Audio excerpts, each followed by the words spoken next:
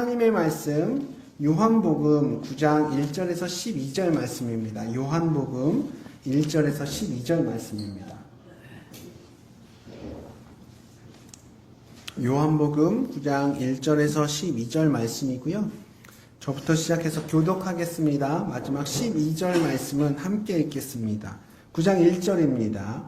예수께서 길을 가실 때에 날 때부터 맹인된 사람을 보신지라.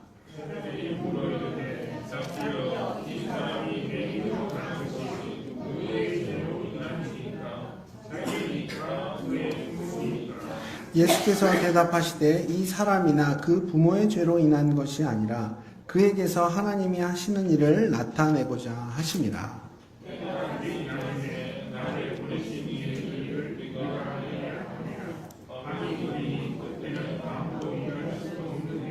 내가 세상에 있는 동안에는 세상의 빛이로다.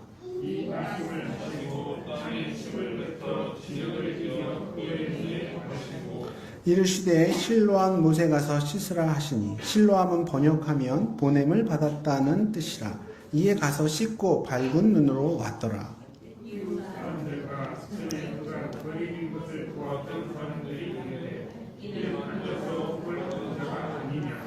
어떤 사람은 그 사람이라 하며 어떤 사람은 아니라 그와 비슷하다 하거늘 자기 말은 내가 그라 하니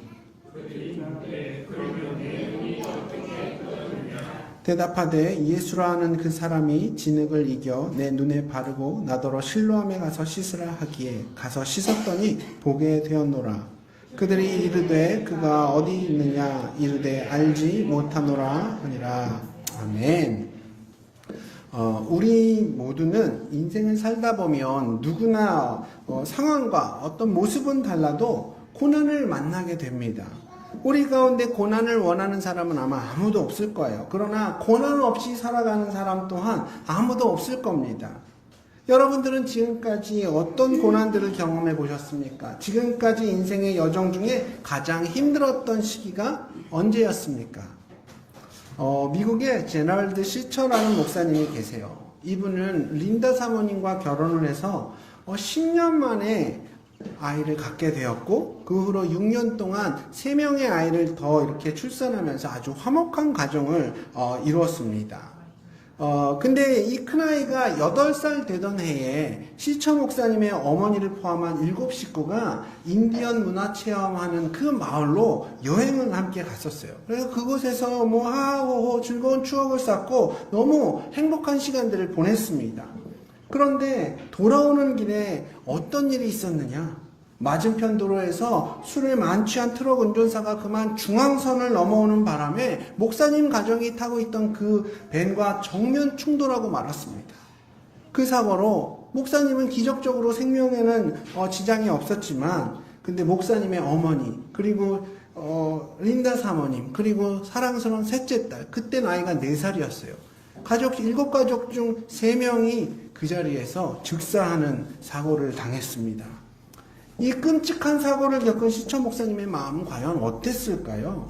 하나님 앞에서 울다라는 이 책을 보면 이 엄청난 사고 앞에서 목사님이 어떻게 하나님을 경험하고 그 고난 가운데 어떻게 대처했는지 그 과정이 아주 자세하게 나와 있습니다. 여러분, 과연 고난은 어디서부터 오는 걸까요? 그리고 왜 오는 걸까요? 이런 질문을 하는 이유는 우리가 이 고난의 시작을 알면, 이 원인을 알면 혹시 그 고난을 잘 피할 수 있지 않을까라고 이렇게 생각하기 때문입니다. 병의 원인을 알면 거기에 맞는 적절한 치료법과 혹은 예방법을 알 수 있는 것처럼 그렇게 해서라도 우리 삶 속에서 이 고난을 피하고 싶은 거죠. 그러나 우리는 이 고난의 원인을, 그 이유를 다 알 수가 없습니다. 많은 경우에 이 고난들은 아무 이유 없이 우리에게 다가오기 때문입니다.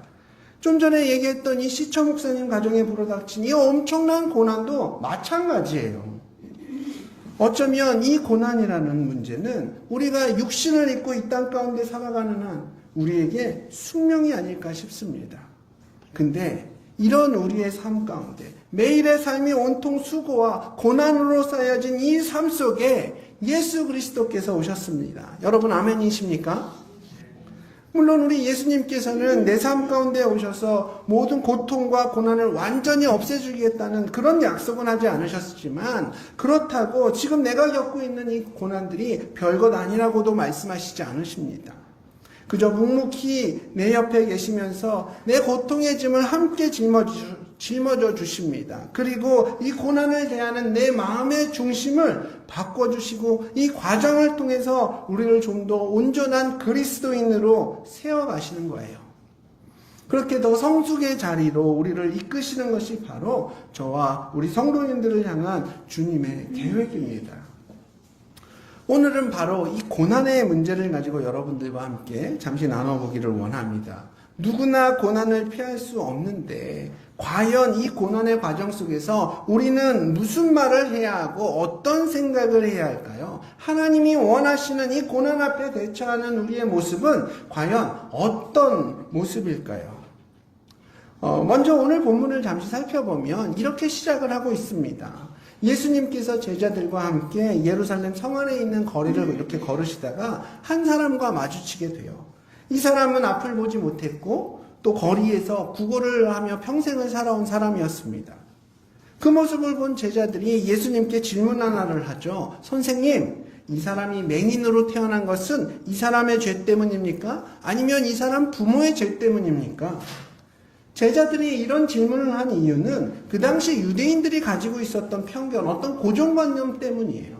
당시 유대인들은 고난이나 질병이나 장애나 뭐 이런 것들이 다 죄로부터 온다고 생각을 했거든요.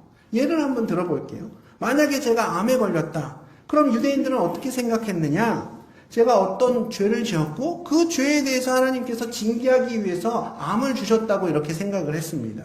또 다른 예를 들면 저희 가정에 첫 번째 출산을 했는데 장애를 가진 아이가 태어났다? 그건 역시 부모인 저희가 과거에 어떤 죄를 지었고 그 죄가 내 자녀에게로 이어졌다라고 생각하는 겁니다. 마찬가지로 제자들 역시 태어날 때부터 앞을 보지 못했던 이 사람은 도대체 누구 때문에, 둘 중에 하나죠. 자기 자신의 죄, 그 부모의 죄, 둘 중에 하나라고 생각하면서 누구 때문이냐고 예수님께 질문하고 있는 겁니다. 이게 궁금했던 거예요. 그런데 이 질문에 대한 예수님의 대답은 반전이 있습니다. 예수님께서 뭐라고 말씀하시죠? 이 사람의 죄도, 이 사람 부모의 죄도 아니다. 이것을 통해서 하나님께서 일하심을 나타나기 위해서이다. 라고 이런 대답을 하세요. 참 짧은 대답이었지만 그 당시 유대인들이 가지고 있었던 어떤 기존의 사고방식을 완전히 깨트리는, 그동안의 고정관념을 완전 뒤집어 놓는 그런 말씀이었습니다. 그리고 예수님께서는 이렇게 말씀하셨을 뿐만 아니라 그것을 행동으로 옮기셨는데 어떻게 하셨죠? 땅에 침을 탁 뱉으시더니 진흙과 이렇게 섞으시고 그것을 이 맹인의 눈에 이렇게 바르시는 겁니다. 그러면서 이 맹인에게 실로암으로 가서 씻으라고 말씀하셨죠. 그때 이 맹인은 예수님께서 하신 말씀대로 실로암으로 갔고 거기서 자기 눈에 이렇게 붙어있는 그 진흙을 잘 씻어냅니다. 자, 사실 성경에는 예수님께서 많은 병자들을 고치시는 그런 장면들이 나오잖아요. 어떤 경우에는 내 병이 나았다, 이렇게 한마디 말로 병을 고쳐주십니다. 이게 얼마나 위험 있고 얼마나 멋있어 보입니까? 또 어떤 경우는 이미 죽은 소녀의 손을 잡고 힘껏 일으키십니다. 달리다 곰! 얼마나 역동적이고 능력 있어 보여요. 근데 오늘 본문에서는 굉장히 특이한 방법으로 이 맹인의 눈을 뜨게 하십니다. 흙이랑 침을 섞어서 그것을 눈에 바르고 실로암 연못으로 가서 씻어라? 아니, 솔직히 좀 더러워 보이기도 하고 좀 그 방법이 좀 기이하지 않습니까? 당황스럽습니다. 자, 이런 과정 속에서 맹인은 예수님의 말씀에 순종해서 실로암까지 갔고 그리고 눈을 씻었고 그랬더니 정말 앞이 보이게 된 거예요. 주변에서 당연히 난리가 났겠죠. 한때 맹인이었던 이 사람이 눈을 떠서 늘 자신이 구걸했던 그 장소, 아마도 성전으로 가는 길목 어딘가였던 것 같은데 그 장소에 나타나니까 사람들의 눈이 휘둥그레진 겁니다. 그리고 논쟁이 시작돼요. 어떤 사람은 저 사람 길목 어디에서 구걸하던 맹인이었는데 어떻게 눈을 떴지? 어떻게 저 사람이 앞을 보고 있지? 이렇게 깜짝 놀라는가 하면 또 어떤 이들은 에이 그럴 리가 있냐, 아마 그 맹인과 비슷하게 생긴 사람일 거야 라고 하면서 서로 자기 말이 맞다고 막 이렇게 논쟁하는데, 그때 이 맹인이, 아니죠, 맹인이 아니라 맹인이었던 사람이 한마디 합니다. 제가 그 맹인 맞습니다. 여기서 구걸하던 그 맹인이 접니다. 뭐 그럼 게임 끝난 거죠. 그리고 이어서 무슨 말을 하느냐, 예수라는 분이 진흙을 내 눈에 바르시고 실로암에 가서 씻으라고 하셨는데 내가 그렇게 했더니 지금 이렇게 볼 수 있게 되었습니다. 이게 오늘 본문의 내용이에요. 오늘 이 사건을 통해서 예수님께서는 이 세상의 고난과 절망을 경험하고 있는 우리로 하여금 이 고난에 대해서 어떻게 이해를 해야 되는지, 그리고 그 고난 가운데 어떤 태도를 보여야 하는지에 대해서 아주 중요한 교훈을 우리에게 말씀하고 계십니다. 먼저 오늘 본문에서 제자들이 했던 질문을 좀 더 살펴보면, 아까도 말씀을 드렸지만 제자들이 했던 이 질문은 궁금해서 순간적으로 그런 나온 질문이 아니라 그 당시 사람들이 가지고 있었던, 그 시대에는 정말 당연하게 여기던 고정관념으로부터 나온 질문이었습니다. 당시 모든 유대인들이 어떻게 생각했었다고요? 고난이나 질병이나 장애 이런 것들은 모두 다 죄 때문에 온다고 생각을 했어요. 그리고 부모의 죄는 그 자녀에게까지 흘러간다고 생각을 했습니다. 출애굽기 20장을 보면, 20장 5절을 보면 십계명 중 제2계명이 나옵니다. 우상을 만들지 말고 그것들에게 절하지 말라는 그 말씀을 하시는 하나님께서 하시면서, 여호와 하나님은 질투하시는 하나님인데 나를 미워하는 죄를 짓는 사람들에게 그 죄를 갚아줄 거라고. 근데 아버지로부터 시작해서 아들에게까지 3, 4대에 걸쳐서 죄를 갚겠다는 그런 말씀을 하세요. 바로 이 말씀을 유대인들은 어떻게 해석했냐면, 부모가 죄를 지으면 자녀들까지에게로 그 죄의 대가가 이어진다라고 생각했던 겁니다. 부모의 죄를 이 자녀들까지도 책임을 져야 된다고 생각을 했던 거예요. 바꿔서 말하면 이런 거죠. 너 부모 만나면 네 인생 망하는 거다. 너 죄 있는 부모 만나면 그 죄 때문에 네 인생 망하는 거야. 이렇게 해석을 했던 거예요. 그런데 이 출애굽기 20장을 이런 식으로 해석하면 안 되는 거거든요. 이 말씀은 죄가 가진 그 악한 영향력이 얼마나 큰지를 우리에게 경고하시는 말씀입니다. 부모가 죄에 대해서 경각심을 갖고 있지 않으면 그 자녀들에게까지도, 3, 4대까지도 그 죄의 악한 영향력이 흘러가게 된다는 거예요. 하나님께서는 신명기 24장이나 에스겔 18장 말씀을 통해서도 너의 죄는 너한테만 국한된다고 분명히 말씀하고 계십니다. 부모의 죄로 인해서 자녀가 벌을 받거나 자녀의 죄로 인해서 부모가 벌을 받는 것은 성경의 관점이 아니에요. 이렇게 당시 유대인들이 가지고 있었던 죄에 대한 잘못된 인식은 말씀에 대한 잘못된 해석이 낳은 참극이었던 겁니다. 전혀 성경적이지도 않고 하나님의 마음과는 전혀 다른 생각들이 수많은 유대인들의 마음속에는 각인이 되어 있었던 거죠. 그리고 더 나아가서 유대인들은 이런 고정관념과 편견을 더 확대했고, 모든 고난과 슬픔은 그 사람의 죄 때문에 오는 것이라는 그런 결론을 내버렸습니다.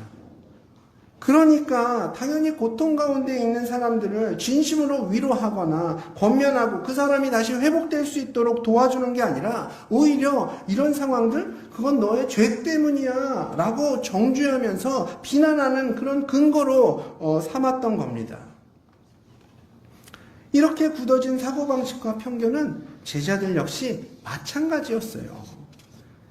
지금 제자들은 그동안 예수님과 동고동락하면서 예수님의 수많은 기적들을 이미 경험했고, 예수님의 가르침과 그분의 말씀이 그 마음 가운데 있었지만, 그럼에도 불구하고 수백 년, 수천 년 동안 견고해진 이 잘못된 사고방식은 여전히 깨지지 않고 있었던 겁니다. 제자들이 예수님께 했던 질문, 그 질문을 하는 거 보면 알 수가 있는 거예요. 이 사람이 맹인된 거는 이 사람의 죄 때문입니까? 아니면 이 사람 부모의 죄 때문입니까? 사실 이 질문 자체가 맹인에게는 얼마나 잔인하고 무례한 질문입니까? 그리고 이 대화가 지금 어디서 이루어지고 있는지 조금만 한 번 더 생각해 보세요. 이 맹인 앞에서 지금 하고 있는 거예요. 예수님과 제자들은 지금 이 대화를 맹인이 다 들을 수 있는 그 거리 내에서 하고 있었던 겁니다. 제자들은 아무런 꺼리낌도 없이 이런 질문을 예수님께 하고 있는 거예요. 제자들의 마음 가운데에는 이 맹인을 한 인격체로 대하고 있는 것이 아니라 그저 죄인 한 사람으로, 하나님께 저주받은 사람으로 여기고 있는 겁니다. 그런데 여기서 우리가 한 가지 더 주목해 봐야 할 것은 이런 황당하고 어처구니 없는 상황 속에서도 그 어떤 항의나 반론을 제시하지 못하고 있는 이 맹인의 모습이에요. 사실 사람 면전에다 대놓고 너 하나님께 저주받은 사람이야. 너 지금 이 꼴로 사는 거? 하나님이 널 버렸기 때문이야. 하나님이 너 죄인이라고 심판하고 있는 거야. 아니 이렇게 대놓고 무시하고 있는데 정상적인 상황이라면 이 맹인은 화를 내면서 말 좀 가려서 하라고, 사람 면전에 대놓고 그게 할 소리냐고, 나 맹인이라고 지금 무시하는 거냐고, 아니 이렇게 충분히 따질 수도 있는 상황이지만 이 맹인은 벙어리처럼 아무 말도 못하고 있는 거예요. 왜냐하면 제자들이나 이 맹인이나 그들의 마음 가운데는 공통적인 한 가지 생각이 있거든요. 쟨 죄인이지. 나는 죄인이지. 나는 이 생각이 그 마음 가운데 가득 차 있는 거예요. 난 죄를 지어서 이렇게 된 거고 하나님께서 이렇게 벌을 준 건데 인간인 나는 당연히 그 벌을 받아들일 수밖에 없는 거지. 이렇게 자포자기한 마음이 이 맹인의 마음 가운데에 가득했던 거예요. 그 당시 유대인들이 가지고 있었던, 심지어 제자들도 가지고 있었던 이 잘못된 사고방식이, 그리고 그런 사고 속에 쩌들어서 자기 인생에 대한 그 어떤 소망도 갖지 못한 채 살아가고 있는 이 맹인의 모습이 그저 2000년 전 예루살렘 땅에서만 있었던 일이었을까요? 전혀 그렇지 않습니다. 오늘날에도 얼마나 많은 사람들이 이런 잘못된 사고방식 속에 젖어 살아가는지 몰라요. 지금도 많은 사람들이 그저 부모 탓을 하고 환경 탓하고 금수저니 흙수저니 하면서 자기 자신을 얼마나 학대하면서 살아가는지 모릅니다. 내가 부모 잘못 만나서 내 인생이 이렇게 꼬인 거야. 내가 헬조선 이 땅에 태어난 게 잘못 태어난 거지. 나도 좋은 부모 만났으면 이런 인생 안 살았을 텐데. 이런 식으로 매일 누군가를 원망하고 내 상황들을 비관적으로 바라보고 또 자기 자신을 학대하면서 그 속에서 참된 소망을 보지 못하고 살아가는 사람들이야말로 오늘 본문 가운데 나오는 유대인들이고 제자들이고 이 맹인의 모습 아니겠습니까? 이런 사고방식을 가진 사람들은 2000년 전이나 지금이나 똑같이 행동해요. 자기 삶 가운데 고난이 올 때마다 누군가를 탓합니다. 누군가를 원망합니다. 그리고 자신을 학대하고 늘 비난의 대상을 찾아다녀요. 하지만 여러분, 고난 가운데 이런 식으로 대처하는 모습은 결코 하나님의 뜻이 아닙니다. 이것이야말로 사탄의 뜻이고 이것이야말로 우리 삶 가운데에 사탄의 나쁜 계획들이 실제로 이루어지고 있는 모습인 거예요. 이런 사고방식 속에 살아가면서 상황이 좀 나은 사람은 자기보다 상황이 못한 사람들을 막 정죄하고 상황이 안 좋은 사람들은 거기에 주눅들어서 아무런 소망 없이 세상을 탓하고 세상을 원망하면서 살아가겠죠. 이렇게 암울한 이 세상 가운데 누가 오셨다고요? 바로 우리 예수님이 오신 겁니다. 그리고 우리를 향해 지금 예수님은 예전과 동일하게 말씀하세요. 우리는 그 말씀에 주목해야 되는 겁니다. 왜냐하면 우리는 이 세상의 고정관념대로 그 고난 속에서 원망하고 한탄하면서 살아가는 그런 사람들이 아니라 하나님 말씀대로 살아가고 그 말씀을 선포하는 사람들이니까요. 자, 그럼 예수님께서 뭐라고 말씀하셨냐? 이 사람의 죄 때문이 아니다. 이 사람의 부모가 죄를 졌기 때문이 아니다. 더 나아가서는 놀라운 말씀도 하십니다. 이것을 통해서 이 사람의 인생 가운데에 하나님의 놀라운 사건이 나타나게 될 것이다. 쉽게 말해서 상황 탓하지 말라는 말입니다. 남들 원망하지 말라는 거죠. 오히려 이 지금 고난의 시간이, 이 고통의 자리가 우리 주님께서 너에게 다가오시는 통로가 될 것이다. 네가 축복으로 나가게 될 그 열린 문이 될 것이다. 이렇게 선포하고 계신 거예요. 여러분 아멘이십니까? 기억하십시오. 우리 삶 가운데 오는 어떤 고통은 누군가의 죄의 결과가 아닙니다. 누구 때문이 아니라고요. 이 고난의 현장은 바로 우리 삶 가운데에서 일하시는, 바로 하나님이 일하시는 사역의 현장인 겁니다. 모든 사람들이 남 탓하고 모든 사람들이 원망 속에 살아갈 때에 우리 주님께서는 말씀하세요. 그래, 네가 지금 고통스러운 거, 네가 힘든 거 맞다. 내가 네 마음 다 안다. 네 상황 다 안다. 하지만 그렇다고 해서 네가 절망 속에서만 살아야 하는 건 아니야 라고 말씀하고 계신 거예요. 그리고 더 나아가서는 오히려 그 고난이, 그 가난이, 그 결핍이, 그 장애가 주님께서 네 삶 가운데 일하시는 그런 도구가 될 것이고 주님께서 직접 너의 삶 가운데 들어오시는 그런 문이 될 것이라고 말씀하고 계신 겁니다. 만약 지금 우리가 이 말씀을 믿음으로 받을 수만 있다면, 또 나아가 믿음으로 받을 뿐만 아니라 이 말씀대로 살아갈 수만 있다면 오늘 요한복음 9장에 나와 있는 이 실로암 사건은 맹인의 눈을 뜨게 했을 뿐만 아니라 우리의 영의 눈도, 믿음의 눈도 뜨게 되는 그런 사건으로 기억될 줄, 남게 될 줄 믿습니다. 사랑하는 우리 성도님들, 오늘 본문 가운데 이 맹인이 예수님으로부터 이 사람의 죄가 아니다, 이 사람 부모의 죄가 아니다 라는 말을 처음 들었을 때 어떤 마음이 들었을까요? 아마 엄청난 충격을 받았을 거예요. 그동안 아무도 자신에게 이런 말 해준 사람이 없었거든요. 심지어 자기 자신조차도 한 번도 이런 생각 해본 적이 없었거든요. 그저 평생 나는 죄인이고 하나님께 버림받았다라고 생각하면서 늘 주눅 들어 있었고 그저 남 탓하고 원망하면서 그런 인생을 살아온 이 맹인에게 지금 네가 겪고 있는 이 고난? 바로 하나님이 일하시는 사역의 현장이야 라는 이 놀라운 복음의 말씀을 들었을 때 이 맹인의 가슴속 깊은 곳에서부터는 아마 어떤 큰 기쁨이, 정말 말할 수 없는 감격이 터져나왔을 거예요. 그리고 그 감격을 주체할 수 없었을 겁니다. 그래서 그는 결단했던 거예요. 내가 이분 말씀에 내 인생을 걸어야겠구나. 예수님 말씀을 내가 들을 뿐만 아니라 이제 그 말씀을 살아내야겠구나.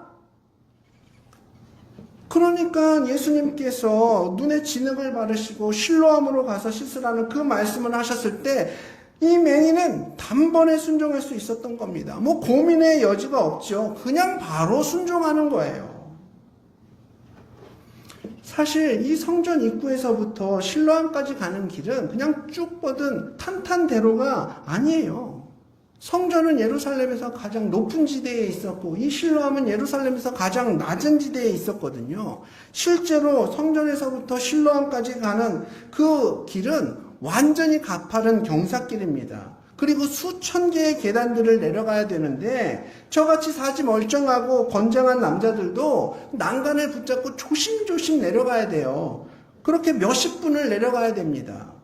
근데 앞도 보지 못하는 이 맹인이, 그것도 실로암에 한 번도 가본 적이 없는 이 맹인이 그 가파른 길을 가면서 얼마나 많은 일이 있었겠습니까? 아마 온몸이 땀범벅이 됐을 거예요. 무릎은 깨지고 발 한번 잘못 디뎌서 떼굴떼굴 굴렀더니 얼굴에서 피가 나고, 보통 사람은 한 30-40분이면 가면 그 실로암까지 가겠지만 이 맹인은 아마 3-4시간은 좋게 걸렸을 겁니다. 그래도 이 맹인은 결코 포기하지 않았어요. 마치 예수님의 말씀에 자기 목숨을 걸겠다고 결단한 사람처럼 더 이상 내 과거에 얽매여 살지 않겠노라, 사람들의 편견 속에 묶여 살지 않겠노라 굳게 결단한 사람처럼 실로암까지 끝끝내 갑니다.